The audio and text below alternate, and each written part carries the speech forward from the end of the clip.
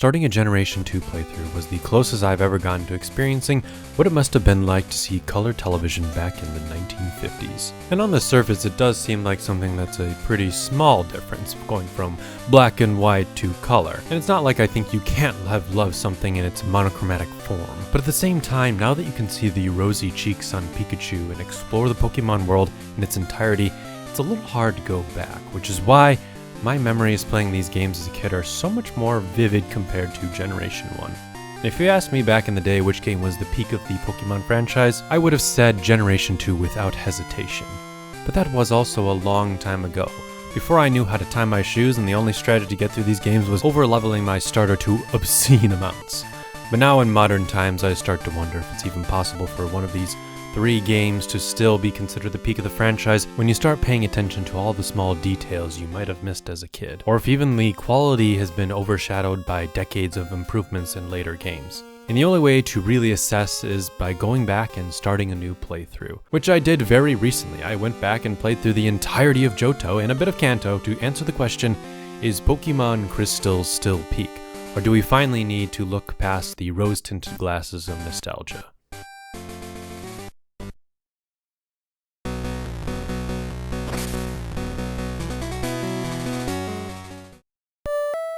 So despite the dramatic intro, we're actually going to start off pretty good, because seeing the intro and the title sequence to Gen 2 gives me a sense of reassurance, mostly because of the cool cinematic and awesome music, but especially being hot off the Generation 1 Jankfest extravaganza. Go watch my video if you want to know more about my thoughts on Generation 1. I cannot understate how much I appreciate the additions this game added about 3 years later that allow you to relax a bit and take in the beauty of Pokemon. The added color in these games by virtue of the, you're never gonna guess, that's right, the Game Boy Color just makes everything pop so much more. It is a massive difference, and even more so in Pokemon Crystal, the definitive version of Gen 2 that I played for this video. It even adds more like little wind-up animations for every single Pokemon after they have been tossed out. It also invented girls. Hooray for inclusion, am I right? Woke-ass game. The sprite art for Pokemon, characters, even the overworld tiles is like a warm beverage in the morning. Not only reminding me of the good old days of being a kid, but the charm these games had back then.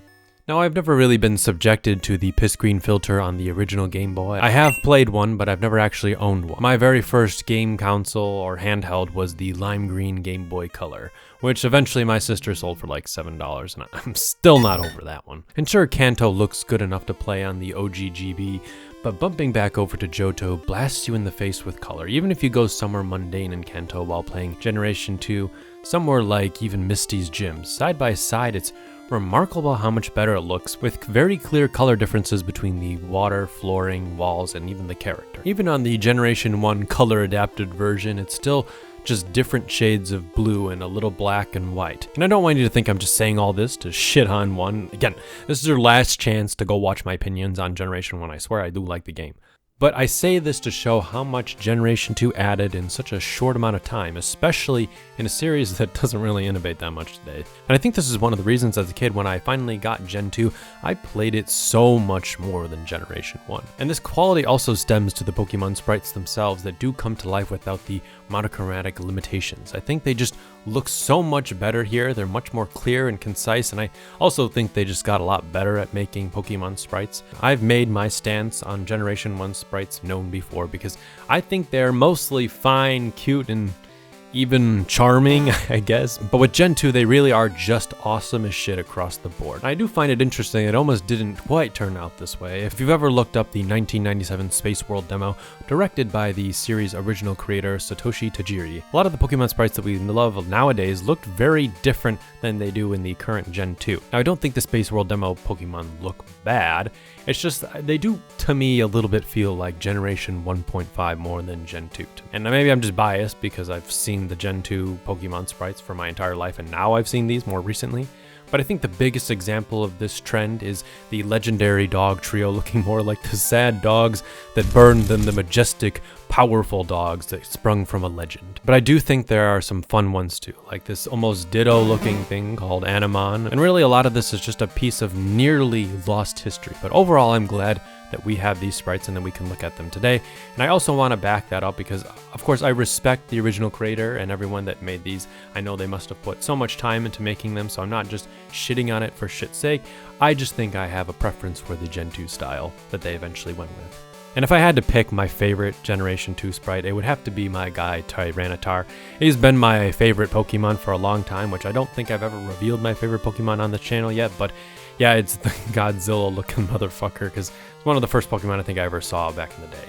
And let me know your favorite Generation 2 sprite down below. Because now it's time to move on, since it's not just colored static tiles and sprite differences and make the experience better, but it's also how it adds to the overall atmosphere of the game itself, and it makes this one of my favorite regions in the entire series.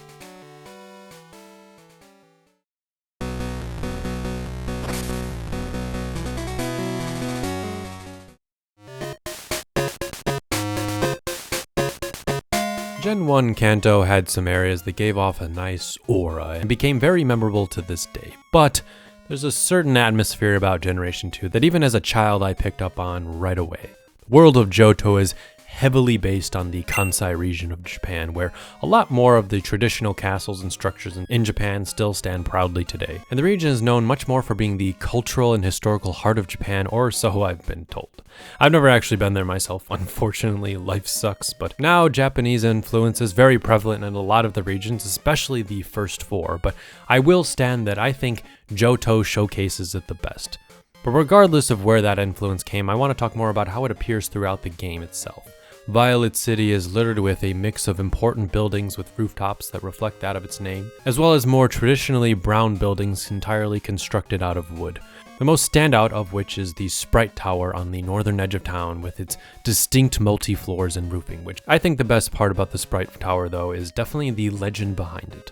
The story tells of a tower being constructed entirely around a 100-foot tall bellsprout, a legend that I thoroughly believed in for way too long as a kid, probably beyond being an 18-year-old, if I'm being honest. Even though there are other characters that kind of give the sentiment that they know that that's not true, because it doesn't really, and that the actual reason for the kind of swaying nature is from people just like pounding each other. What the fuck? From people just beating the shit out of each other up above in Pokemon battles. But in these kinds of legends and myths in Johto that substantiate the historical atmosphere, that is what drew us all in as kids, as well as every town in the region being based on a different color, which I find interesting as this was something that wasn't true in the original Space World Tajiri version. While making this video and just thinking back on what I know about Generation 2, there was always this quote that from another video that I remember seeing that is actually quoting an old magazine that I kept thinking about while making this. And before I get into that, I did want to highlight the impressive translation work that people do for these games and all these old magazines, and even going back and restoring things like the original Space World demo, as a lot of the information that I have now and that I've gone through so far would just be impossible to even know about if people didn't do all this work. So again, thank you. I will have a bunch of links down below and references on the screen where I'm getting a lot of my information from and where I've learned about this first. So definitely go check out things like this Did You Know Gaming video where it has a lot of the facts, and that's where I first heard about this quote and where I'm getting it. But essentially this quote was talking about how the game creators wanted the colors and names for the towns to be a little bit more unusual and old-fashioned, to make us think a little bit when we got older and might have encountered these color names later in our life.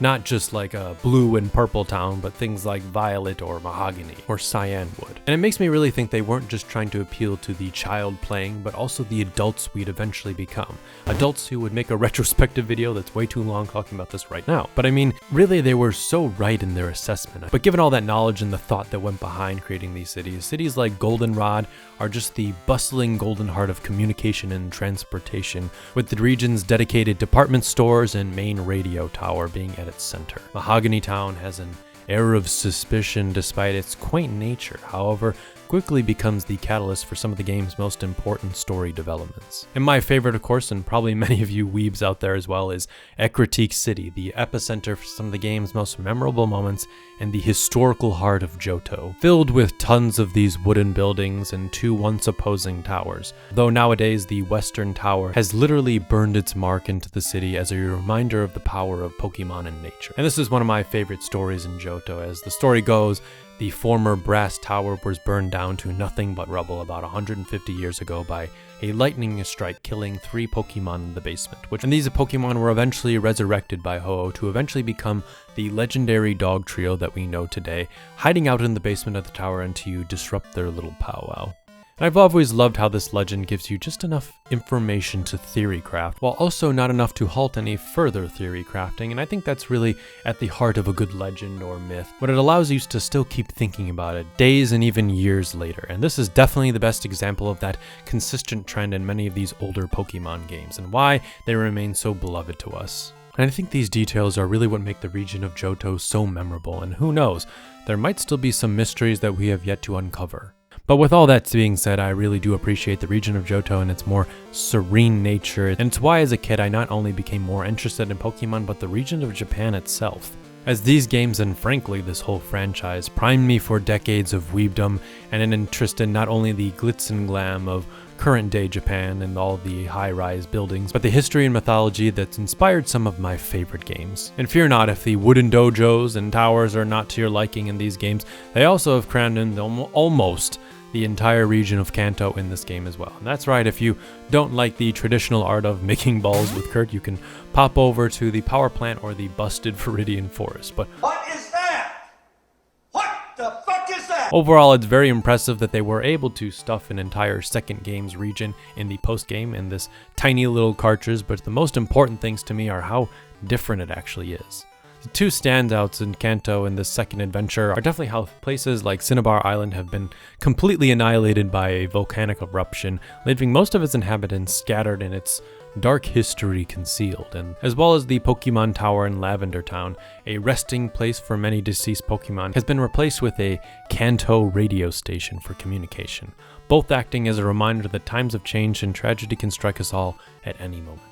And regardless of the atmosphere of Kanto, its conclusion did set a very high standard for the series moving forward, and adding a whole new region to explore has become a request for basically every other entry since then. And despite the fact that its implementation isn't perfect, I'd rather it be here than not be included at all. Not just as a form of nostalgia bait for Gen 1ers, but as a reminder to us of the fleeting nature of our traditions and local structures and how they can easily slip away so quickly. And not to get too depressing, but it reminds me of my own city where I've lived in a post-2020 world, where many of the businesses and fun activities I used to visit in a pre-2020 world have just kind of long gone and no longer exist. It's a reminder that sometimes our societies aren't exactly as stable as they might have appeared in our childhood and can simply be replaced by either a massive global event or even a change in the hobbies and interests of the next generation. And okay, while writing and editing this, I did have a very specific pizza place in mind that I was thinking of that's no longer here, and literally the day or so before finishing this script, the owner announced that they were going to try and make a comeback, and that's just freaking wild to me. It's one of my favorite pizza places, and the idea of it's coming back, oh, it's just crazy. I'm pretty hyped. And again, this is a rough reminder that the next generation might just be more interested in things like global communication and the latest tunes rather than mourning the loss of their beloved friends. Now, maybe that's a little too dark, but though there is one more thing that has always been dope and continues to nourish the beloved atmosphere of Johto's that I would be very remiss if I did not mention one of the most crucial aspects of developing this historical atmosphere, and that would be the musical chiptunes of Johto. This game's music is just so good, and it has some of my favorite tracks in the entire series. And while the game looks great, even playing it with sound off, adding all the sounds and music for every town just makes this whole experience just so much more fulfilling. In a lot of ways, they have set a nearly impossible standard moving forward with this game's atmosphere, and hey, maybe I'm just biased toward this, and you can all call me a nostalgia-driven loser in the comments, but regardless, let's move on to the more beating heart of the game, and let's talk a bit more about the brains behind the magic.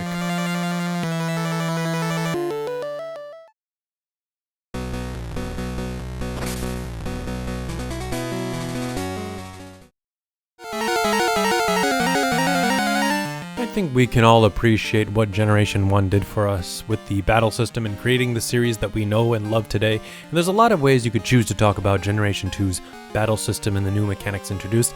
And while some of the biggest changes had a lot to do with the aesthetics, there is a host of new changes behind the scenes as well. The best and simplest way I can explain how this battling feels is It just fucking works this time. Unlike Gen 1 battling, Gen 2 battling just feels like they finally got down the intended experience that they had imagined for us from the very beginning. Now that doesn't mean the game is perfect, but moves like Wrap finally work the way they're supposed to and don't put me in a fit of rage every time I see an Ekans come on screen. Playing Gen 2 is so much more stress-free and it matches the environment much better. There's no more moments of frustration from something not working as intended, and you can simply enjoy battling this time. There's also some bigger changes with the addition of these Steel and Dark type Pokemon, which I think was very much needed to balance out the game a little bit more, and even retroactively applied some of these to Pokemon like Magnemite, who have now become a Steel Electric type Pokemon. But there are still some Pokemon with very weird move and learn sets in this game that make them entirely unusable or require a lot of investment. I mean, it's a real disappointment that my Sigma starter, who eventually becomes a Typhlosion, doesn't learn Flamethrower until about level 60. Another Pokemon with some problems that I had was the lovable glorious egg that you get, which turns into a Togepi. And I actually decided to use Togepi in this game, and I almost regretted it instantly because it basically doesn't learn any attacking moves, and eventually you do evolve the Pokemon hoping for some added promise, and Togetic also just kind of sucks, learning only Double Edge at level 38, and I don't know what they were thinking with this Pokemon's learn sets, but eventually this ended up meaning that my Togetic turned into a weird HM slave, which shouldn't be the reward for hatching that precious egg. And then you also have some Pokemon like Tyranitar that when you are finally allowed to be blessed by this glorious Godzilla Pokemon, it eventually just destroys everything in its path, and you better not ask how I got one before the Elite Four, it's a secret. And we're talking about Pokemoncrystal exclusively. Some of its new features and differences are a little bit more exposed than even that of Gold and Silver, mostly with the addition of the Battle Tower on Route 40 west of Olivine City. This is the first time I really got anything like this in a Pokemon game, and I think it was a very cool feature to have, but I didn't really experience it very much as a kid, and even nowadays when coming back and comparing it to things that we eventually get in Pokemon Emerald, I can't say it's something that I'm itching to waste time on, as this is definitely more of a baby's first attempt at the Battle Tower, but not much more than that. And overall, this are just some of the issues that I've kind of relayed in this game, and honestly some of these are not even fixed in Generation 3 either, so let's just move on to the true challenge and controversy around this game's RPG journey. I think the true challenge and controversy from this game comes from how all the routes and gyms are placed in the game, which always has been kind of a topic of conversation and a lot of discussions about this game, with a good portion of the game feeling quite unbalanced and very frustrating at times, because I feel most of the problems could have been solved with a few level changes or just a few number changes in the game. The game starts out pretty fresh with the usual challenge, maybe a wild Pokemon or trainer crits your starter very early on, causing you to black out, and gym leaders like Falconer aren't necessarily hard first gym leader, but especially if you're a little bit more inexperienced, you more than likely will not have a Pokemon that has super effective moves against the flying type, unless you do a bit of extra exploration. And actually I have some very core memories of struggling a lot with Falconer when I must have been like, I don't know, 5 or something, and I just couldn't get past him, resulting in me grinding out some levels and feeling such immense satisfaction when I finally did beat. And nowadays it's basically a cakewalk, even through Whitney's infamous Milky Tank and Morty's ghostly ghouls. There's not much in terms of a challenge for a 29-year-old playing this game these days, but the greater frustration really starts appearing in the 5th to 7th gym leaders, which can be taken in any order. But the CJP route is the one I took for this time around as well, which for the most part isn't a massive challenge or anything, or even offensively poorly balanced, but I do have a lot of questions, mainly why is Jasmine Steelix the highest level Pokemon in this trio of gym leaders, and actually her entire team on average is higher than Price's yet, whose older age does not indicate anything about experience in this dude's team, because it just kinda sucks and it's pretty easy to steamroll him. But the hardest part about his gym is definitely the ice puzzle, which beforehand, no matter how many times I've done this throughout the game, I can never seem to get this thing the very first time around, often leading to moments of self-doubt and wretched feelings of inadequacy.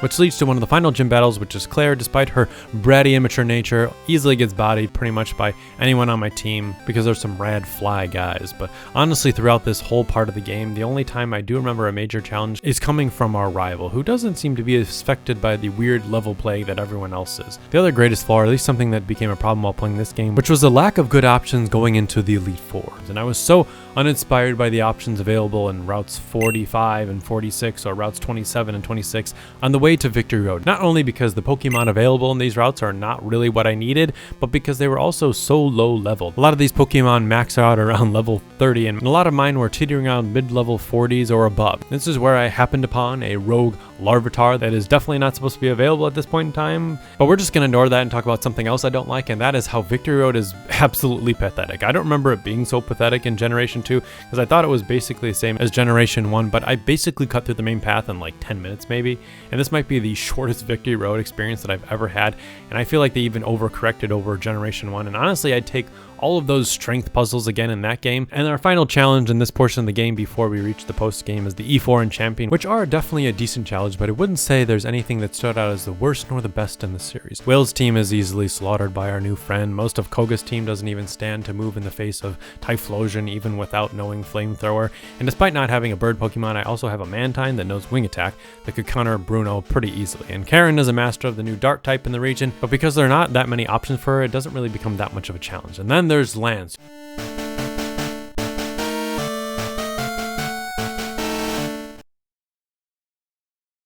And when that music first stops, when you first talk to him, I mean, I immediately get chills up my arm every single time. Which his whole aura is just kind of ruined when you realize that his entire demeanor and aura is pretty much ruined by the fact that he has 3 Dragonites on his team, which immediately you would think, well, Dragonite is a pretty good Pokemon. If you all just so decide to use the main title Pokemon Suicune and Pokemoncrystal, you can easily sweep his whole team. It's just what I did, because I don't know why. I just decided I thought Suicune looked pretty cool. I've never really used Suicunes, so I decided to use Suicune in this playthrough. But regardless, it does make the final boss of the game pretty laughable. They definitely tried to build Lance up as a pretty cool encounter and eventually champion, because you see him quite a few times. Overall, the main portion of the game is pretty solid here, but it definitely has a weak center section and will vary in quality and difficulty based on your team. But considering the state of Generation 1, I'm more pleased with the experience, and this is why I definitely think I come to Generation 2 more than Generation 1. Now, some of this does eventually fall a little bit more apart when you go into the post game, which has added a whole extra 8 badges in the Kanto region. And now personally, I know I have gone through Kanto a couple times maybe in the past, definitely the very first time I played through this game and this most recent playthrough, but I honestly do find that Kanto is a little barren, especially in terms of challenge and extra fun. Now, there is the final send-off with Red, the stand-in for your character from the very first game. And again, I get chills every single time I get to this encounter. And despite every time I do come back to Generation 2 not doing the whole challenge and going all the way through Red, I do think it is a worthy send-off for this game. And there are very few Pokemon games with this level of satisfaction after beating a final trainers challenge. And honestly, I don't think there's really anything that comes close to this until maybe Cynthia later on in Generation 4. And despite the slight disappointment in Lance as a kind of mid-game final boss for the main game, this much more than makes up for it. So despite the ups and downs in this game's difficulty, because it fixes a good majority of its mechanics, at least enough that a casual fan and enjoyer can play this game without it getting in the way too much.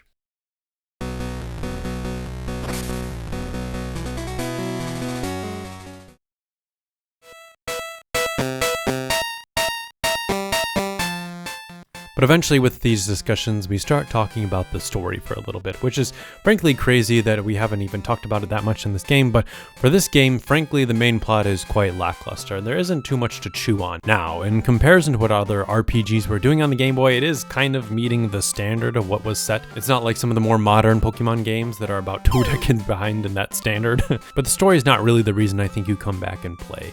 And that's just my opinion. You may be wondering why that is and why I would say something so stupid, and that's because in my opinion the main plot of this game is actually quite a side character. Now, with every Pokemon game, there is several things working in unison to give you kind of an interesting story. The first kind of story that you can build in Generation 2 that we've already talked a little bit is the whole emergent narrative that you build up while smacking some gym leaders around and exploring all the towns.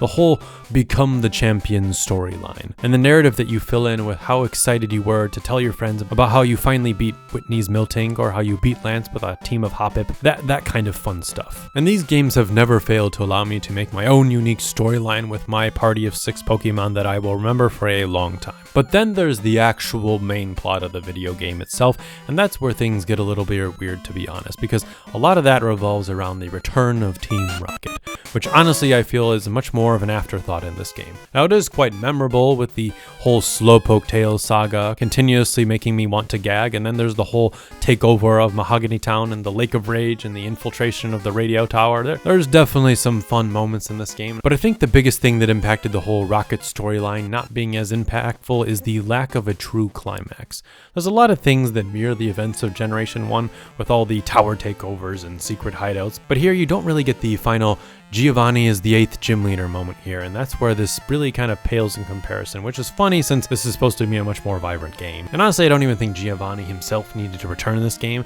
because they did kind of do that later on with things like Rainbow Rocket, and it was a little bit cringe, but everything just sort of fizzles out towards the end with the main de facto leaders of Team Rocket in that game. And after a while, you beat the champion, then boom, now you're in Kanto, and they do add some things like the whole power plant saga with Team Rocket, which are definitely cool, and maybe this is a whole commentary on how their influence will never truly go away, but the emergent narrative you build throughout the game and aura-defining encounters with characters like Lance and Red definitely overshadow anything related to Team Rocket, unfortunately, in this game, as well as all the legends and mysteries about the legendary dogs that we talked about earlier, just being so much more interesting to kind of engage with as a player, especially in like Pokemoncrystal, where they do, albeit add a very minor story change, and that was adding characters like Yusin, who is on a quest to find Suicune, who could be found at various points throughout the game. This is definitely a fun little addition to Pokemoncrystal, and I probably just like it because it adds a little extra side quest to the story, and I wanted to know a little bit more about the legendary dogs, and this game does give you that. So yeah, Generation 2 stories, there's definitely some good, fun, smaller moments, but I would hardly say the story is the reason that I come back to, and it's more for its overall vibe and atmosphere of the region. But there is one storyline that is important in the game's overall message, and that is with our rival. From the very beginning, things are taking pretty slow. We talk to Mom, we get our starter, and then we get pushed around by our rival, who at this time wants nothing to do with us. But later, after running some chores, we do encounter him again, and well, fool me once, shame on you, but fool me twice. Fuck this kid. Silver is the pinnacle of the asshole kid, and for the longest time I've written him off as just the best asshole rival in the series, but not much more than that. But now that I'm a little bit older and I've given it a little bit more thought, he really is the saddest example of a rival, I think, in the entire series. Silver just reminds me of all those kids I know growing up with troubled childhoods, trying to find some sort of stability in life, or something they're just good at but lack the attention or love that just caused them to lash out in any kind of way.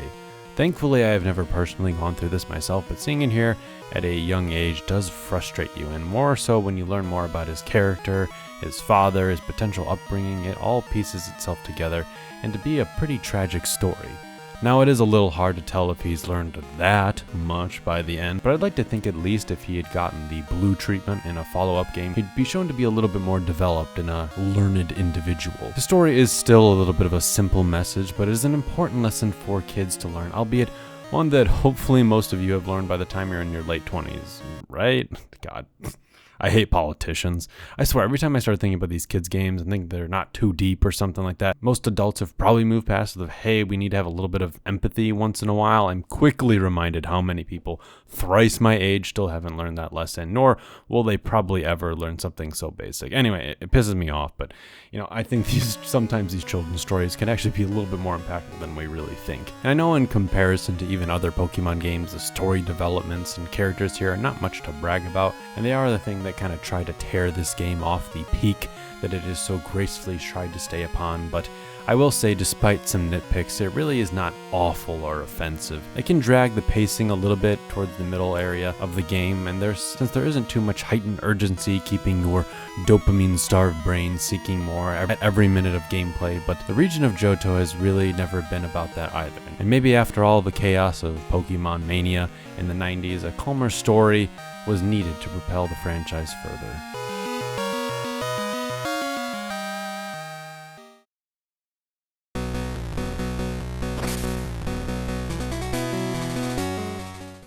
With all that being said, my opinion on Gen 2 hasn't really changed that much playing it again. I've always enjoyed the region, and for whatever it's worth, back when it was released, I for sure thought it was the peak of the franchise. But even when I played it as a kid, I feel like I always knew there wasn't something quite right with how this game was balanced, hence why I don't go through the post-game very much anymore. But if you haven't played this game in a long time and have only played the remakes, I would 100% go back and play either Pokemon Gold, Silver, or preferably probably Crystal, since it does have a little bit of extra features in it. It is a blast, and I do think it holds up pretty well, and plus if you want a game that fully embraces its Japanese roots, then I'd say go with it. And I know there's a lot of people, no matter what I say, will always still consider Generation 2 to be the peak of the franchise, so I must recognize that at least.